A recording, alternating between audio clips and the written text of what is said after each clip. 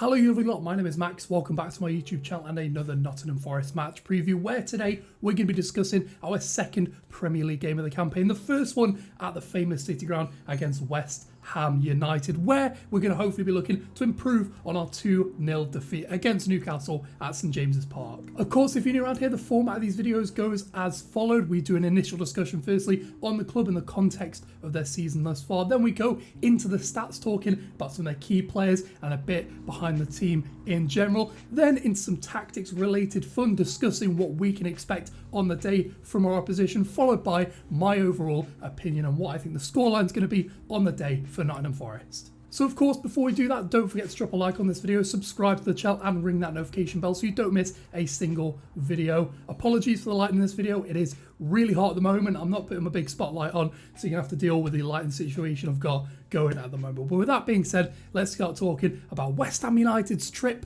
to the City Ground against Nottingham Forest. Of course, we kick these videos off by giving a bit of context to our position, and today we're going to be starting off talking about West Ham's last couple of seasons. And last year they managed to qualify for the Europa Conference League, finishing 7th in the Premier League and reaching the semi-finals of the Europa League. A very solid season from the Irons, in which they were able to compete on multiple fronts. Unfortunately, though, they started this campaign off pretty disappointingly at the Olympic Stadium, losing 2-0 to a very impressive Man City team, Erling Haaland scoring a double on his full Premier League debut. And to be honest, West Ham barely even laid a scratch on the citizens, generating just 0.25 expected goals to 2.6 from the citizens. A very impressive display from Manchester City, but West Ham really not at the races. Despite this, they'll be really looking to get the best out of some of their new summer signings, including Gianluca Scamacca, Flynn Downs, Naif Gord and Maxwell Cornet, who arrived in the last couple of weeks. All great signings that improve the quality and the depth in the Iron side. With that being said though, let's start talking a bit about what actually made West Ham the 7th best side in the Premier League last season. Going forward, West Ham were probably at their best. They were very solid, scoring the 7th most goals in the Premier League and generating the 8th most total expected goals over the course of the season, outperforming their XG by 10 goals in total, and had the 11th most shots per match per 90 minutes. Despite the overperformance on their XG, their two main attacking outlets, Mikel Antonio and Jarrod Bowen, actually underperformed their XG tally, something that they may look to improve on over the course of this season. And you would imagine with the introductions of new signings like Maxwell Cornet and Gianluca Scamacca that this will probably tick up over the course of the season. When we flip things over though and talk about their defence, West Ham were not as strong. They had the 9th best defensive record in the league in terms of goals conceded, and conceded the 10th most goals according to expected goals, and suffered the 15th most shots in the league against them per 90 minutes. Now, to me, this suggests that West Ham were very good at sitting back and restricting their opposition to low quality chances, and we can really support this by looking at the average shot distance from their opposition, which was the 7th furthest away from goal in the Premier League, and shot on target percentage, which was the 3rd lowest in the Premier League shot on target percentage against, that is, which further exemplifies the fact that West Ham were a very good side last season at defending from deep and restricting the opposition to sort of speculative efforts on goal. And speaking of which, their goalkeeper Lucas Fabianski had a really solid season last time out, a really safe save percentage, around 69%, which is about average for Premier League goalkeepers last season, and his post-shot expected goals was the 6th highest in the Premier League, preventing 4 goals over the course of the season according to expected goals, putting him in very esteemed company alongside the likes of Alisson and Edison for shot-stopping goalkeepers. That being said, though, the player I want to do an in-depth analysis on is probably the best player in that West Ham United squad at the moment, their captain, Declan Rice. The West Ham captain has quickly become one of the best box-to-box midfielders in the Premier League and probably even in the world right now, playing 36 league games last season for the Irons, scoring once and assisting 4, with his defensive numbers looking really solid, being in the top 15% of midfielders in Europe for tackles and interceptions per 90 minutes with 5. And he's married this up really well by really progressing his game into a really good box-to-box operator in that midfield, ranking in the top 10% of midfielders in Europe for passes and carries into the final third, as well as progressive carries. And one thing that was very synonymous with Declan Rice's game last season were those mazy runs through midfield, which were very difficult to stop when he got up to full speed. But with that being said, let's talk a bit more in depth about the substance behind West Ham's game and talk a bit by the tactics and what us Forest fans can expect from the Irons on the day. Historically, under David Moyes, West Ham have preferred to play a 4-2-3-1 system that has an emphasis on structure and transitioning through the midfield, with a sitting two midfield usually of your man Declan Rice alongside Thomas Souček, who again is a very good box-to-box option in that midfield, and a fluid attacking front three that is able to interchange and play within the half space and find pockets in the final third. And as I've mentioned, under David Moyes, they have leaned into using a transitional system in terms of counter-attacking goals. In the Premier League last season, they scored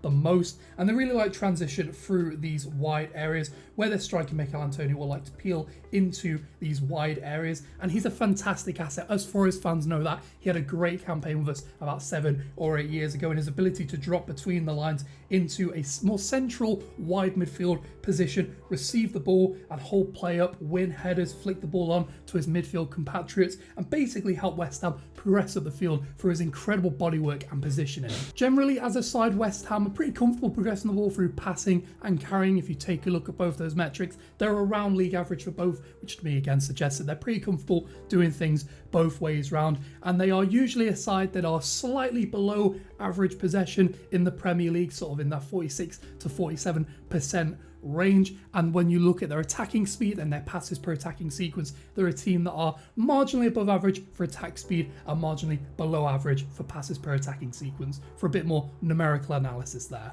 One of their biggest assets when they are transitioning is Declan Rice. He's very good at receiving the ball in his own defensive third and going those little mazy runs he likes to go and bring the ball over the halfway line, progress the ball through his very good range of passing and carrying, and get the ball into the final third, something again he really excels at. One of the best in the Premier League and probably in the world at picking the ball up from deep and driving the team into the final third.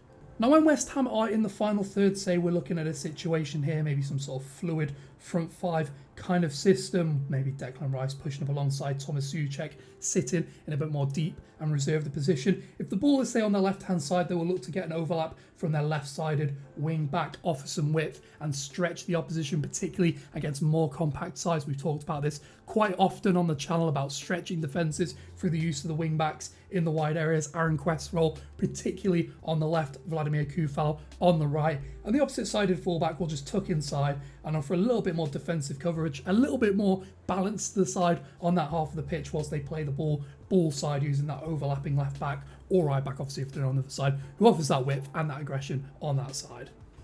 In terms of a defensive shape from West Ham, this is mainly an observation from me. I do notice they do like to go into kind of like a 4-4-2 out of possession. It's not quite a low and mid block, it's more like a mid and high block. They don't quite sit on the edge of their own box. They do like to play a fairly high-ish line compared to maybe like a Burnley or a very defensive side.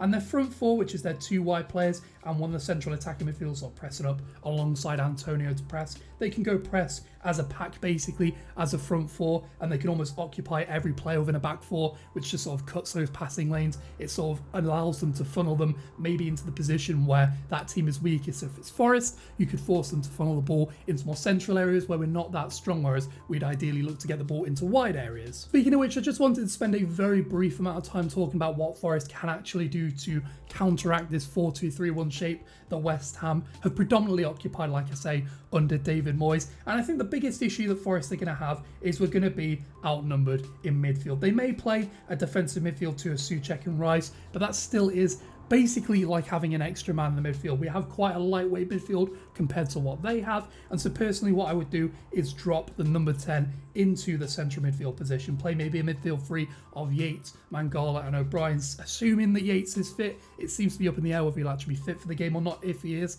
I would start him. We need height, we need bulk in the midfield, and we don't have that in Mangala or O'Brien at the moment. Colback is too lightweight for a game like this. I don't think he would do well against the West Ham. So having that extra body in the midfield, outnumbering West Ham, and just offering maybe a man-to-man mark of Declan Rice, just looking where he's going and constantly having someone looking to body check him, just in case he gets into threatening positions. I would also suggest that we need some pace on the counter-attack, and we actually have that in abundance in our front three, whether that's Lingard, whether that's Surridge, whether that's Brennan. Having an attacking front two in this position who can run at pace in behind that West Ham side is going to be important. We mentioned they don't sit too deep as a side. There could be space to get in behind them, and importantly, they haven't got the most like speedy or pacey defence in the world. It's probably going to be something like Zuma and Craig Dawson playing that back line, potentially someone else playing there, I'm not too sure. Either way, it's not the quickest in the world, and I think there's the opportunity for us to exploit that with the pace we have in our front line, and more importantly, the intelligent running in our front line players. In terms of a scoreline prediction, I'm going to go for a 1-1 draw between Forest and West Ham at the City Ground. Personally, for me,